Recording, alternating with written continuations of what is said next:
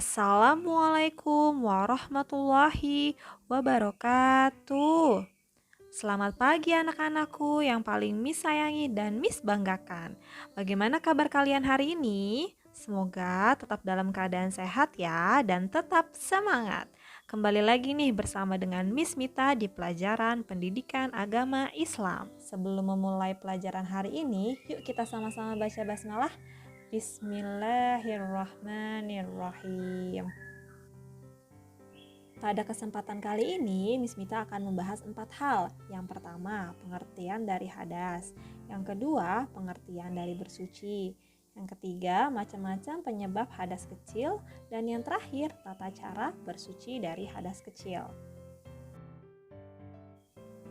Kata hadas berasal dari bahasa Arab, al-hadats, yang artinya menurut bahasa adalah sesuatu peristiwa atau juga dapat diartikan kotoran atau tidak suci.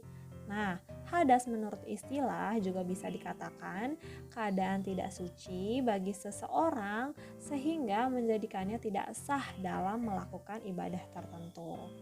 Apa saja macam-macam penyebab hadas kecil? Yuk kita simak.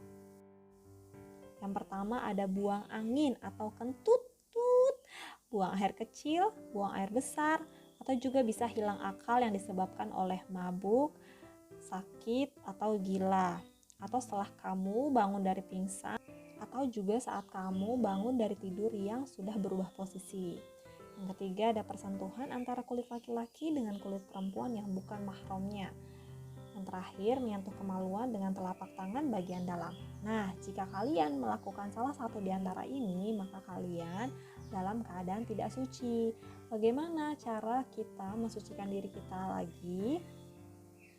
Nah, bersuci yaitu membersihkan diri dari hadas dengan cara mandi, berwudu atau tayamum, serta membersihkan diri dari najis yang melekat pada badan, pakaian, perkakas, dan lain sebagainya dengan air atau penggantinya. Nah, jika kamu ingin melakukan ibadah tertentu seperti sholat, memegang Al-Quran, kalian diwajibkan untuk bersuci terlebih dahulu ya. Salah satu cara bersuci yang akan kita bahas adalah wudu. Wudu harus dilakukan sesuai dengan syariat Islam ya nak, agar sah, dan ibadah lain juga tidak akan sah jika wudunya tidak sah. Oke, syarat yang pertama, kita harus beragama Islam. Yang kedua, mumayyiz. Ada yang tahu apa arti mumayyiz? Mumayyiz adalah keadaan akal sehat kita yang bisa membedakan mana yang baik dan mana yang buruk. Tidak sedang berhadas besar. Lalu yang keempat, memakai air yang suci mensucikan. Tidak semua air suci itu dapat mensucikan ya nak. Contohnya air kelapa, dia bersih dan suci, tapi tidak bisa dipakai untuk bersuci. Air susu juga suci, bisa diminum, tapi dia tidak bisa dipakai untuk berwudu. Lalu air apa saja yang bisa dipakai untuk berwudu? Di antaranya ada air hujan, air laut, air sungai, air sumur, air mata air salju, atau air dari hujan es. Dan yang terakhir, tidak ada yang menghalangi air wudhu sampai ke anggota wudhu. Jadi anggota wudhu kita harus terkena semua oleh air itu ya nak. Nah, yang selanjutnya kita akan membahas tentang rukun wudhu. Ini harus dilaksanakan ya nak. Kalau tidak, maka wudhunya seperti yang tadi Miss bilang, tidak sah.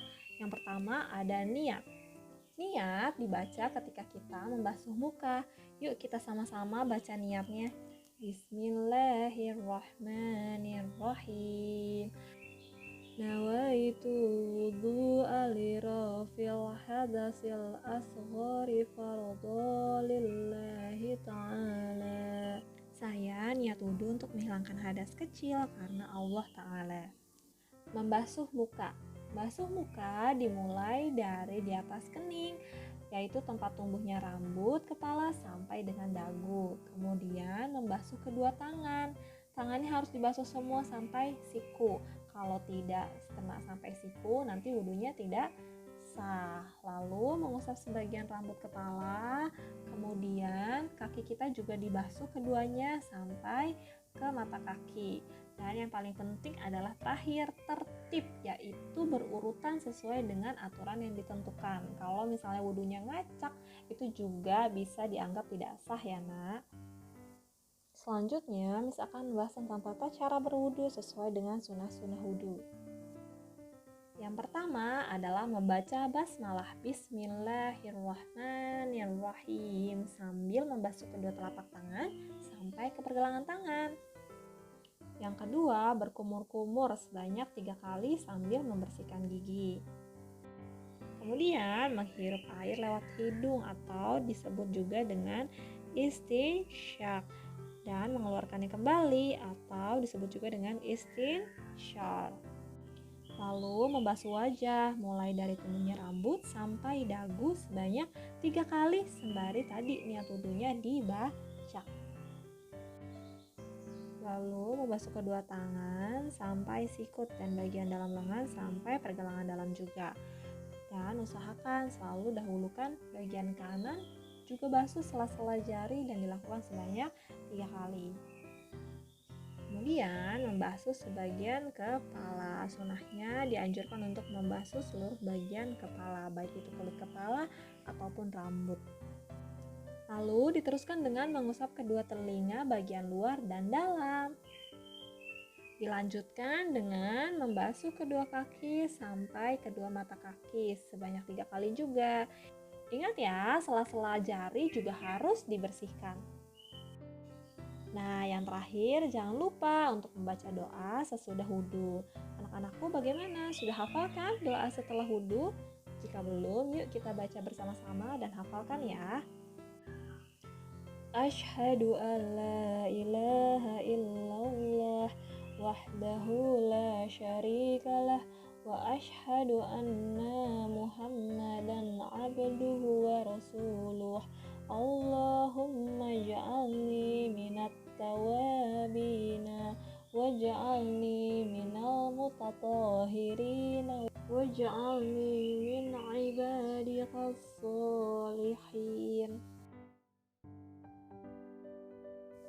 Nah, Miss dan Helida berpesan nih kepada kalian, yaitu selagi wudhu kalian harus membasuh air dengan sempurna, tidak terburu-buru dan juga tidak bolos air.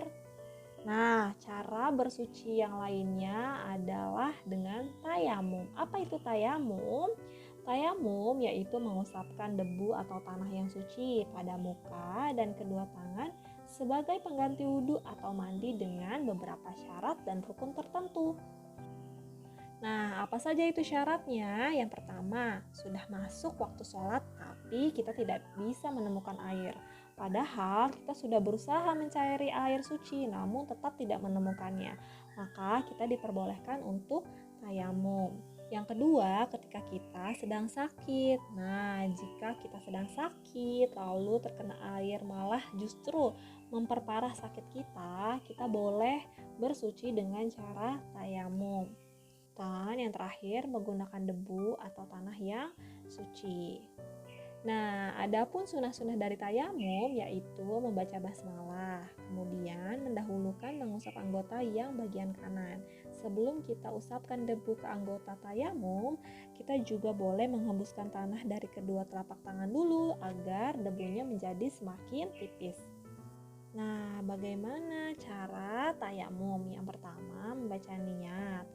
Lalu tempelkan tangan kita pada debu yang terdapat pada batu atau dinding. Setelah itu, mengusap muka kita dengan debu tersebut. Yang terakhir, usap kedua tangan kita sampai siku dengan debu tersebut. Mudah bukan?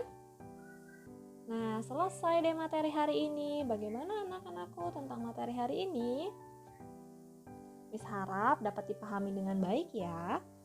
Nah, sekarang kalian mempraktekkan cara berwudu dan tayamum yang benar ya.